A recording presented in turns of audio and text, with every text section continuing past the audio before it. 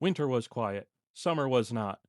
It's 1927, midnight. A boat engine tears across Lake Erie. No running lights. Crates of Canadian whiskey stacked under canvas. Behind it, another engine. Closer, federal agents. And this time, there's no ice to hide under. In winter, smugglers drove across frozen water. In summer, the lake became open territory. And open territory invites pursuit. If you watched part one, you know winter was about patience. Summer was about speed. During Prohibition, thanks to the 18th Amendment and enforced by the Volsted Act, alcohol was illegal in the United States. But Canada was still producing it. So boats ran from Ontario towards American cities like Cleveland and Buffalo. Unlike winter, you couldn't rely on silence, you relied on horsepower. Rum runners modified boats for performance. Bigger engines, less weight, low profiles. Some could even hit speeds of 35 to 40 miles per hour. Extremely fast for 1920s. Fast enough to outrun many patrol boats. Not fast enough to outrun bullets. The U.S. Coast Guard stepped up patrols across the Great Lakes. Spotlights scanned the waters at night. If smuggler boat was spotted, it became a chase.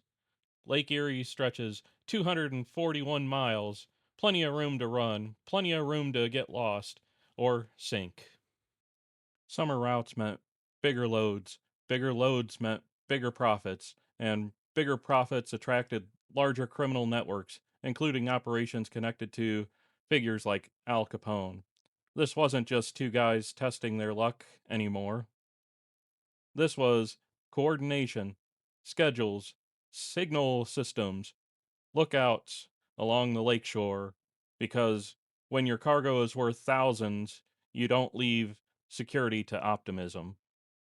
And sometimes smugglers outran everyone, unloading at hidden stretches of lakeshore before agents could respond. Not all docks were actual docks, some were farmland. Boats would glide into rural inlets at night. Crates would move quickly from boat to truck. Within minutes, the alcohol was headed inland through barns, fields, and back roads. And here's where it gets creative. There are accounts of smugglers using hoof shaped attachments strapped to their boots, fake cow hooves, so footprints near drop off sites looked like livestock tracks instead of human ones. Because if federal agents followed footprints inland and all they saw were cows, that trail got cold fast. It sounds ridiculous. It also sounds exactly like something someone making thousands of dollars illegally would try. Picture it if you can. Midnight fog, a smuggler boat cutting through waves, behind it a patrol vessel gaining ground. A spotlight snaps on, white light across black water. A warning shot cracks through the night. The engine roars louder. You can't exactly pull over and explain it's imported maple syrup. Boats collide. Cargo was dumped overboard. Sometimes the lake swallowed the evidence, sometimes it didn't. Because the money was outrageous, one successful run could fund months of operations, and public demand never really slowed. Prohibition didn't eliminate alcohol, it outsourced it. And when enforcement escalated, smugglers escalated. Faster engines, heavier patrols, more bribes.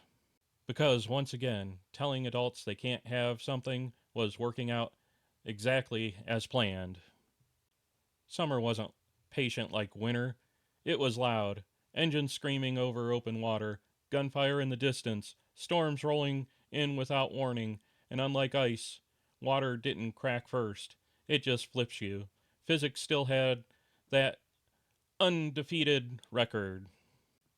By the early 1930s, the experiment was failing.